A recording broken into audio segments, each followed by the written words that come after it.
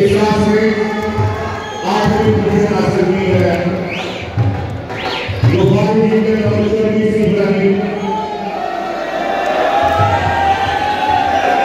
Mohammad Riyadh नीचे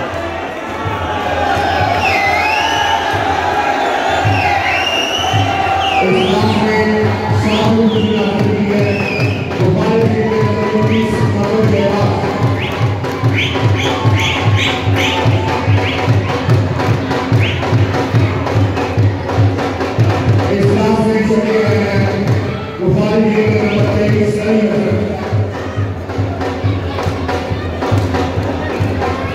इस class में पांचवें गए हैं बुखारी टीम के नंबर 17 अब्राहम।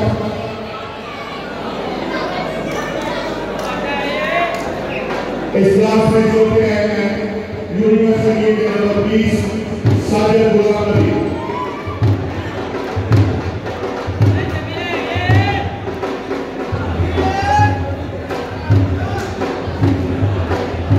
इस क्लास में तीसरे गए हैं बुखारी टीम के नंबर 22 अलीशा।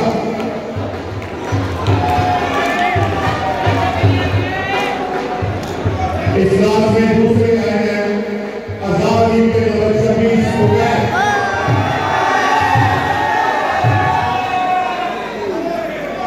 और इस क्लास के विनर हैं